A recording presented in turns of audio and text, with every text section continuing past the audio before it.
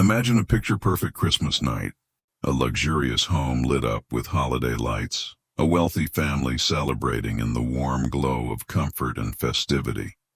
But by the next morning, that same home would be filled with sirens, confusion, and a haunting mystery that still chills the world almost 3 decades later. This is the story of JonBenet Ramsey, the 6-year-old beauty queen whose tragic death has remained one of the most infamous unsolved cases in America. A case where every piece of evidence seemed to contradict the other, where suspicion lingered over family, strangers, and even the investigators themselves. Tonight we are going to walk step by step through the chilling events of December 26, 1996. Stay with me till the end, because this isn't just a story. It's a puzzle of secrets, lies, and unanswered questions that continue to haunt true crime enthusiasts worldwide. The Ramsey family's Christmas of 1996 was filled with glittering lights, carols, and the laughter of children.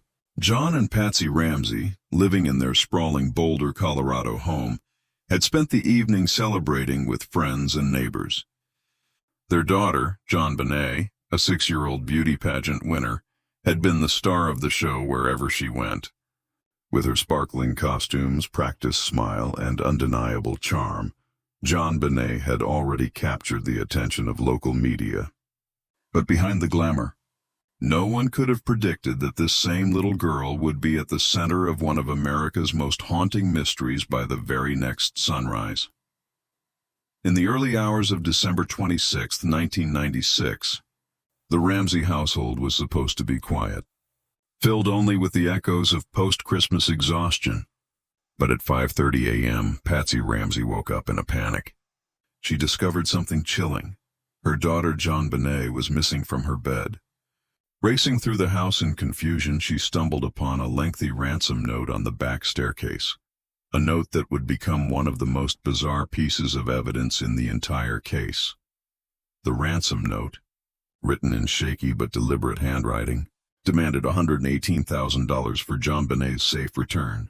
It was an oddly specific amount, eerily close to the bonus John Ramsey had received from his company that year. The letter claimed to be from a small foreign faction, a vague and confusing phrase that investigators would later obsess over. Patsy, shaken and horrified, immediately dialed 911 at 5:52 a.m., reporting her daughter's disappearance. This phone call would mark the beginning of a nightmare that has yet to end. What followed was chaos. Friends and family flooded into the home after Patsy's frantic calls for support, unintentionally contaminating what should have been preserved as a crime scene. Police arrived, but their initial response was less than professional. Many crucial mistakes were made within those first few hours. Officers didn't seal off the house properly, failed to control the number of people inside, and overlooked areas that later proved to be critical to the case. By noon, hours after the supposed kidnapping, police instructed John Ramsey to check the house thoroughly, starting from the top and moving down. It was in the basement that John discovered the unthinkable. Behind a latched door, he found the lifeless body of JonBenet. She was lying on the cold floor, covered in a white blanket. A nylon cord was around her neck, her wrists were tied, and duct tape covered her mouth. In one devastating moment, the kidnapping transformed into a murder investigation. The discovery shook the Ramsey family to its core and horrified the nation. Instead of hope and rescue, the morning ended with tragedy. But the bizarre details surrounding JonBenet's death had only just begun to surface. From the suspicious ransom note to the chaotic investigation, everything about this case seemed twisted in contradictions. And as suspicion began to rise, the world would soon ask, was the killer hiding outside, or was the danger inside the Ramsey home all along? The ransom note found by Patsy Ramsey became one of the most debated and scrutinized pieces of evidence in the entire case. It was unusually long, nearly 3 pages written in a rambling theatrical style. Most ransom notes in real kidnappings are short, direct, and to the point, but this one read almost like a screenplay. It warned the family not to contact the police, threatened JonBenet's life, and demanded a bizarrely specific ransom of $118,000. The note also contained odd phrases, like small foreign faction and don't try to grow a brain, expressions that didn't match typical criminal language. To investigators, the note felt staged, as though someone inside the house had written it to create the illusion of a kidnapping. Handwriting experts were immediately called in to analyze the letter. Several comparisons were made between the ransom note and samples of Patsy Ramsey's writing, since she was the one who claimed to have found it. The results, however, were inconclusive. Some experts argued that there were strong similarities between her writing and the note, while others insisted that there wasn't enough evidence to confirm she had written it. What made the situation more complicated was that the paper and pen used to write the ransom note were later found inside the Ramsey household itself, further raising questions about whether an intruder had truly been responsible. The strange amount of money requested also raised suspicion. Why ask for exactly $118,000 when the figure so perfectly matched John Ramsey's recent bonus from his company, Access Graphics? Investigators believed that whoever wrote the note either had insider knowledge of John's finances or was John himself, crafting a scenario that pointed to an outside threat. For many, this detail alone suggested the ransom note wasn't the work of an outsider, but rather someone who knew the family intimately. Another strange detail was the sheer length of the note. Most criminals, especially in high-stakes crimes like kidnappings, would not spend the time to carefully craft a 3-page letter inside the victim's home. Doing so would greatly increase the risk of being caught. If the ransom note had truly been written by an intruder, that person would have had to break into the house, spend an extraordinary amount of time composing the note, kidnap JonBenet, and then vanish without leaving behind clear evidence. The logistics simply didn't add up. The contradictions deepened when investigators noted that Patsy claimed to have found the note on the back staircase, not placed in a visible location like a kitchen counter or front door where a kidnapper would usually leave it. Why put such an important message in a place where it could easily be missed? It almost seemed as if the note had been strategically planted for Patsy to find during her early morning routine. This led many to speculate that the kidnapping story was an elaborate cover-up for something far darker that had happened within the Ramsey household. Still, despite all the suspicions, no one could conclusively prove who had written the note. The words themselves became a riddle, pointing in every direction and no direction at once. Was it the work of a calculating family member staging the scene? Or could it really have been an intruder who knew far too much about the Ramseys' private life? With every analysis, the ransom note became less a clue and more a trap, pulling investigators into a web of contradictions that only made the mystery of JonBenet's death more confusing. When John Ramsey carried his daughter's body upstairs from the basement, the atmosphere inside the home shifted from tense fear to absolute devastation. Friends, police, and family members watched in horror as JonBenet's small, lifeless form was placed on the living room floor. To many investigators, this action alone raised red flags. Crime scene protocol demanded that the body remain untouched for forensic analysis, but John's desperate instinct to hold his daughter compromised critical evidence. Fibers, fingerprints, and potential DNA traces were lost in that tragic moment, forever altering the course of the investigation. The location of JonBenet's body added another layer of strangeness to the case. She had been found in a little-used basement room, one that investigators later described as almost like a wine cellar. The door to the room had been latched from the outside, making it accessible but slightly concealed. For an intruder to know about this secluded part of the house, they would have needed familiarity with the Ramsey home's complex layout. The discovery of JonBenet in such an obscure spot immediately cast doubt on the possibility of a random break-in. The state of JonBenet's body told a chilling story of its own. A nylon cord had been used to fashion a garrote around her neck, a crude but deadly weapon that suggested both planning and cruelty. Her wrists were loosely bound, as though whoever Them wanted to give the impression of restraint without actually securing her. Duct tape covered her mouth, though it appeared to have been applied sloppily. Even more disturbing were the marks on her body, abrasions, a skull fracture, and indications that she may have been sexually assaulted, though this detail remains debated among experts to this day.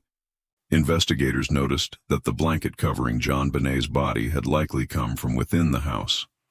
This suggested that whoever committed the crime had not only killed her, but had also taken the time to cover her afterward, a gesture some experts interpreted as one of guilt or remorse, something more consistent with a family member than a cold-blooded intruder. The garrote, meanwhile, had been constructed using materials also found within the Ramsey household, pointing yet again toward the crime being staged from the inside. Still, supporters of the intruder theory argued that an outsider could have easily improvised with what was available inside the house. They pointed to an unlocked window in the basement, which could have served as a point of entry. However, critics of this theory questioned why an intruder would take such extraordinary risks, spending time inside the home writing a ransom note, staging restraints, and hiding the child's body instead of simply escaping with her. The more investigators examined the crime scene, the more it appeared to defy logic. That morning, instead of clarity, confusion reigned. The Ramsey home was full of people, evidence was mishandled, and conflicting theories began to circulate almost immediately. Was JonBenét's death the result of a kidnapping gone wrong, a cold-blooded intruder, or a carefully orchestrated cover-up within the family itself? The basement discovery didn't just provide answers. It unleashed a storm of suspicion that would shadow every detail of the case for years to come. From the very beginning, the Boulder Police Department's handling of the Ramsey case became one of the most controversial aspects of the investigation. The morning JonBenet was reported missing, officers failed to properly secure the home. Friends and neighbors who came to support the Ramseys were allowed to freely move through rooms, touch furniture, and even help clean the kitchen. Inadvertently, they trampled through what should have been a sealed crime scene, contaminating crucial evidence before forensic teams had even arrived. Perhaps the most glaring mistake came when police instructed John Ramsey, the victim's father, to search the house for anything unusual. This single directive altered the trajectory of the entire case. By allowing the father of the victim, who would later become a prime suspect, to make discoveries on his own, investigators compromised the chain of evidence. John's removal of JonBenét's body from the basement not only destroyed potential clues but also cast suspicion on his intentions. Was it grief-driven instinct, or was it part of a cover-up? Another blunder was the handling of the ransom note. Rather than treating it as delicate evidence, officers allowed it to be passed around and examined without gloves by multiple people, further destroying possible fingerprints or trace evidence. Investigators later admitted that if the note had been properly preserved, it might have yielded vital information about its writer. Instead, it became yet another lost opportunity in a case riddled with procedural errors. The initial interviews with the Ramsey family were also poorly managed. Rather than questioning John and Patsy separately in the immediate aftermath of the crime, police allowed them to remain together, giving them the chance to align their stories and recall details in unison. It would take weeks before the couple sat down for formal interrogations. By then, valuable time had passed, and their answers appeared carefully prepared, raising even more suspicion. These early mistakes weakened public confidence in the investigation. Media coverage soon latched onto the police missteps, portraying the Boulder authorities as incompetent and overwhelmed by the high-profile nature of the crime. Every lost fingerprint, every contaminated item, and every procedural lapse made it harder to build a solid case. Critics began to argue that even if the killer had left behind clear evidence, the police had already compromised the scene too much to use it effectively. As the days turned into weeks, the focus of the investigation shifted. With the ransom, Note discredited, the basement discovery shrouded in contradictions, and the crime scene corrupted. Suspicion naturally began to circle back to those closest to JonBenet. The police mistakes hadn't just cost them evidence. They had opened the door to endless speculation. And in the court of public opinion, speculation often matters as much as facts. As the investigation deepened, the eyes of the public and the police began to turn toward John and Patsy Ramsey themselves. The bizarre ransom note, the location of JonBenet's body within their own basement, and the lack of forced entry all pointed inward rather than outward. For detectives, it seemed increasingly unlikely that an intruder had slipped into the Ramsey home unnoticed, committed such a complicated crime, and then disappeared without leaving behind clear evidence.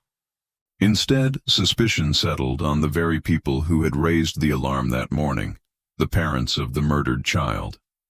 Patsy, in particular, drew heavy scrutiny. Many investigators believed she could have written the ransom note, either in a panic or as part of a deliberate cover-up. The similarities between her handwriting and the note, while never legally confirmed, became a major talking point in the media.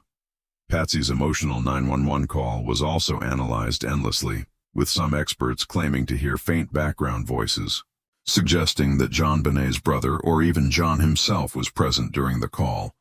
Critics argued that her panic sounded rehearsed, though others countered that it was the natural reaction of a terrified mother. John Ramsey, too, was not spared from suspicion. His discovery of JonBenet's body struck many as oddly convenient. Why, after hours of police presence in the home, had he been the one to find her so quickly in the basement? Skeptics pointed to his background as a successful businessman with powerful connections, suggesting that he might have had both the means and influence to manipulate the narrative. The detail of the ransom note asking for exactly $118,000, the same as John's recent bonus, added a shadow that was impossible to ignore.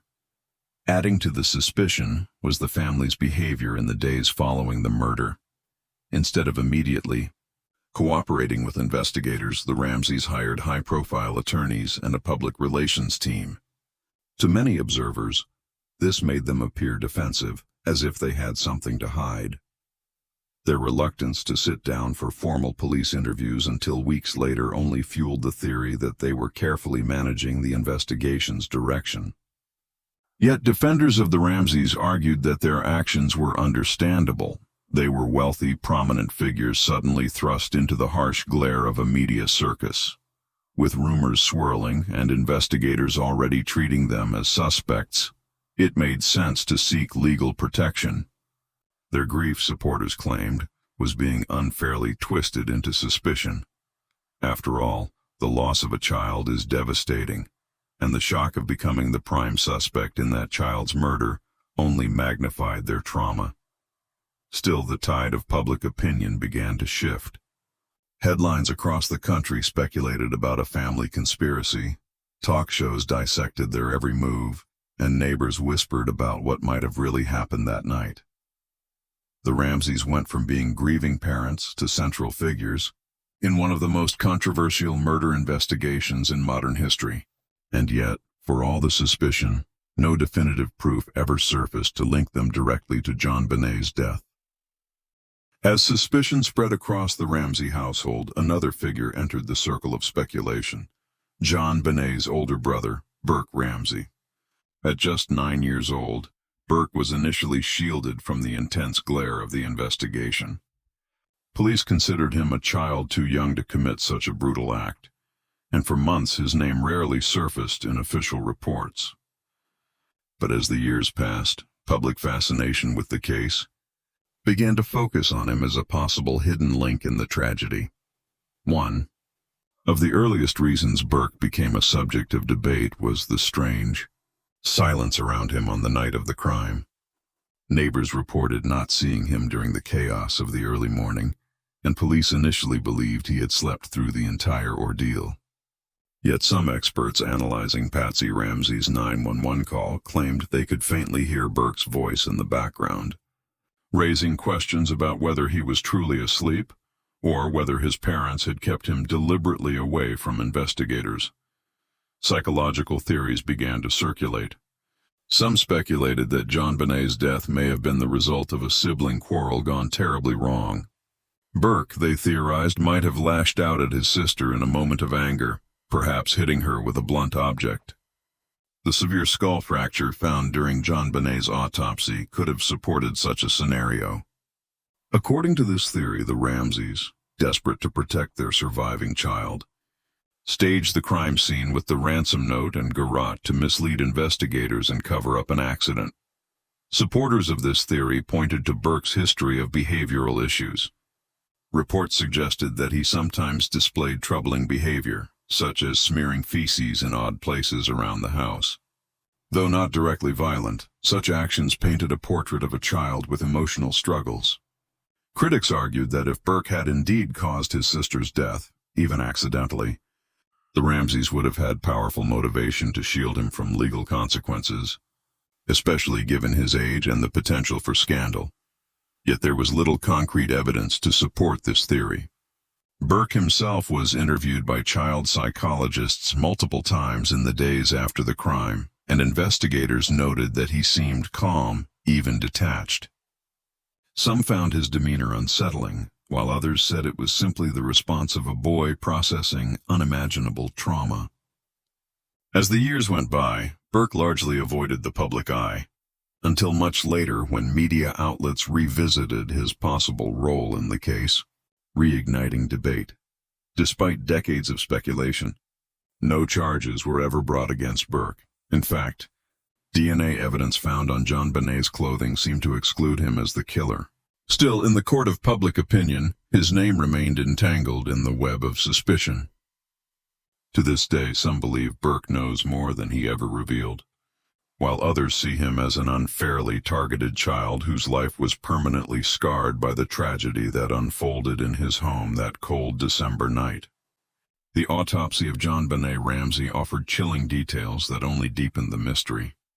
Conducted by Dr. John Meyer, the report revealed that the 6-year-old had suffered a severe skull fracture, 8.5 inches in length, caused by a blunt force trauma. This injury alone was catastrophic and could have been fatal. Yet, disturbingly, it was not the only cause of her death. The official findings pointed to strangulation by the garrote as the ultimate cause, suggesting that her killer had inflicted multiple forms of violence, perhaps to ensure she did not survive. The garrote itself was a cruelly improvised weapon, constructed from nylon cord and the broken handle of a paintbrush, materials found inside the Ramsey home. Its deliberate design suggested not an impulsive act, but one carried out with chilling calculation. The fact that the weapon was made from items within the house reignited debate. Was it hastily built by an intruder who stumbled upon supplies, or by someone inside the home who had both time and familiarity with where to find them? There were also troubling signs of possible sexual abuse. The autopsy noted vaginal trauma, though experts remained divided on whether it indicated a pattern of prior abuse or an injury caused during the murder itself. This ambiguity would fuel endless speculation. Some theorists claim JonBené had been regularly abused and that the murder was part of a cover-up to prevent exposure. Others believed the assault was staged post-mortem to mislead investigators into thinking a sexual predator was responsible. In either case, the findings painted a dark and horrifying picture. Further complicating the autopsy were the marks found on JonBenét's body, 2 small abrasions on her back and a pair of unusual marks on her neck. Some experts argued they resembled stun gun burns, pointing to the possibility of an intruder using a weapon to subdue her. However, other specialists rejected this theory, suggesting the marks could have been caused by household objects. Like so much of the evidence in this case, the wounds told conflicting stories, each one leading investigators in a different direction. Toxicology results showed no evidence of drugs or sedatives in JonBenét's system, ruling out the idea that she had been incapacitated with chemicals before her death. This suggested that the violence was carried out swiftly and directly. The timeline remained maddeningly unclear. Was the head injury inflicted first, followed by strangulation, or had the garrote been used to subdue her before the final blow? Each scenario raised troubling questions about motive, intent, and planning. Ultimately, the autopsy confirmed what the world already knew. JonBenet Ramsey's death was not an accident. It was a homicide, brutal and deliberate. Yet the details provided no clear answers about who had committed it. Instead, they widened the gulf between competing theories. Was this the work of a sadistic intruder, or a family member staging a grotesque crime to conceal a darker truth? The autopsy illuminated the brutality of the crime, but it left the identity of the killer shrouded in the same suffocating darkness that had engulfed the Ramsey home that night. From the moment the story broke, the murder of JonBenet Ramsey became a national obsession. The image of the 6-year-old beauty queen, her blonde curls, sequined costumes, and practiced smile, was splashed across every television screen and newspaper. To some, she symbolized innocence lost. To others, she embodied the disturbing pageant culture that pushed young girls into adult roles. The tragedy wasn't just a crime story. It became a cultural spectacle, feeding the public's fascination and outrage. News outlets quickly turned the case into a media circus. Every move the Ramsey family made was broadcast, analyzed, and criticized. Patsy's emotional public statements were dissected for signs of guilt, while John's stoic composure was labeled suspicious. Tabloids published sensational theories almost daily, pointing fingers in every direction. Was it the parents, the brother, or a mysterious predator? The lack of definitive answers gave the press endless room to speculate, and speculation soon replaced fact in the eyes of many. The beauty pageant photos of JonBenet added another layer of controversy. The media repeatedly used images of her in makeup and glittering outfits, sparking debates about the hypersexualization of children. For critics, these images painted a disturbing backdrop to her murder, fueling the idea that she may have been targeted by a predator drawn to her public persona. For supporters of the family, however, the coverage felt exploitative, turning a grieving family's private life into entertainment for the masses. As weeks turned into months, the Ramseys themselves began to face trial not in a courtroom, but in the court of public opinion. Surveys at the time showed that a large portion of Americans believed one or both parents were responsible for JonBenet's death. Television commentators and so-called experts spoke with certainty about the family's guilt, despite the lack of conclusive evidence. The narrative of a wealthy, privileged family hiding dark secrets became too compelling for the public to resist. The media frenzy also had a devastating impact on the investigation itself. With cameras constantly trained on the Ramsey home and reporters hounding every step, police found themselves under immense pressure to provide answers. This pressure led to leaks, contradictory statements, and growing distrust between law enforcement and the district attorney's office. Instead of working together, the authorities became divided, each faction feeding different theories to the press. The case wasn't just about finding JonBenet's killer anymore. It had become a battle for control of the narrative. For the Ramsey family, the spotlight was relentless. Grieving privately was impossible when their tragedy had become public property. Every tear was scrutinized, every smile questioned, every word twisted. In a matter of weeks, they went from being seen as victims of a horrific crime to being cast as possible villains in their own daughter's murder.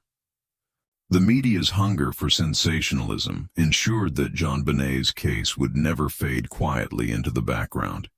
It would burn as one of the most infamous mysteries of its time, forever fueled by speculation and doubt. By the early 2000s, advances in forensic science promised new hope in the Ramsey investigation. DNA testing, which had been in its infancy during the 1990s, was now more sophisticated. Samples collected from JonBenet's clothing were re-examined, and investigators found unknown male DNA on her underwear and leggings. This discovery reignited the intruder theory, suggesting that someone outside the Ramsey family may have been involved. For a brief moment, it seemed the case was on the verge of a breakthrough, but almost immediately, the DNA evidence raised more questions than answers. The sample was too small to clearly identify a suspect, and its origin remained uncertain. Was it truly left by the killer, or could it have been contamination from the manufacturing process, laundry, or even from investigators themselves? The ambiguity weakened what could have been the strongest lead in the case. Instead of solving the mystery, the DNA became another puzzle piece that didn't quite fit. Investigators pursued several suspects based on the DNA findings. One of the most infamous was John Mark Carr, a schoolteacher who confessed in 2006 to being present during John Benet's death. His confession, however, soon unraveled. The DNA did not match, and his story contained glaring inconsistencies.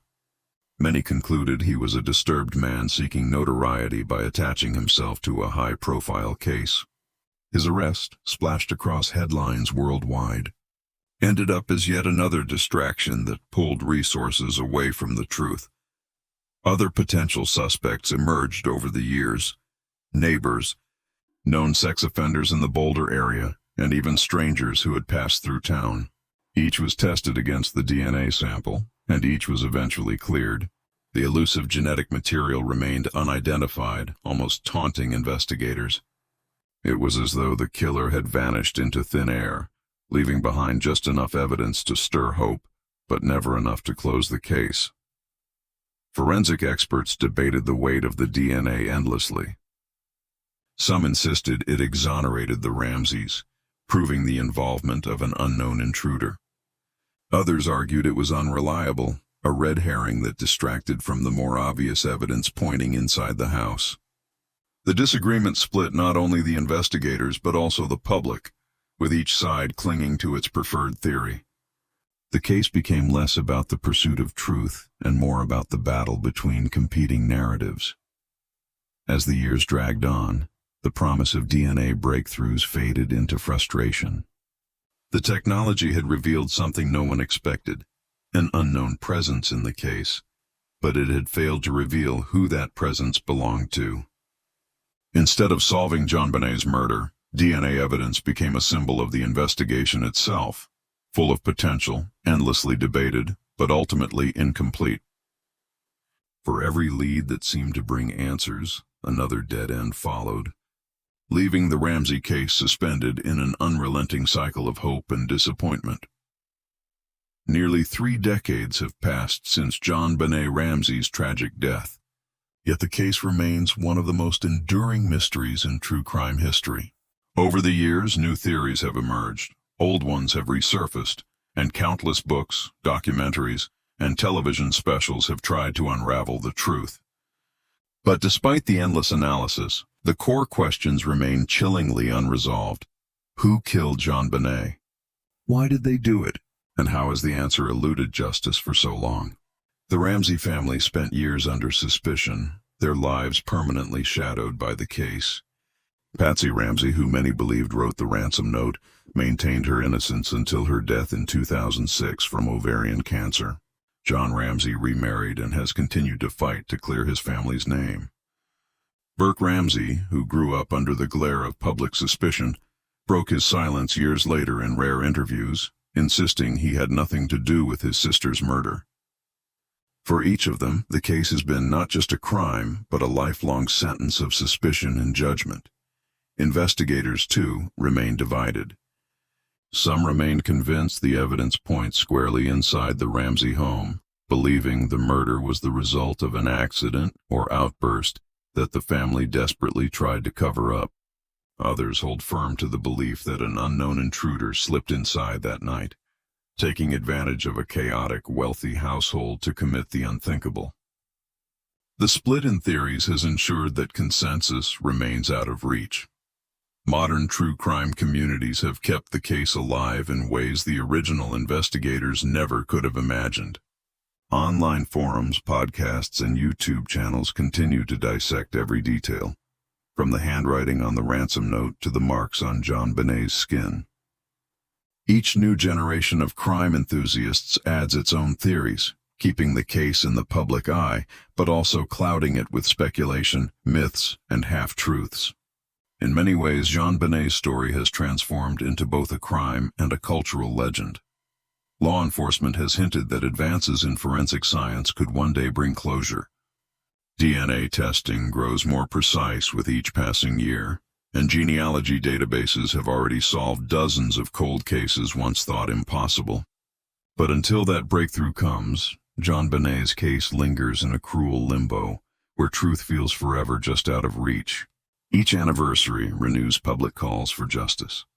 But the silence of unanswered questions remains louder than any official statement.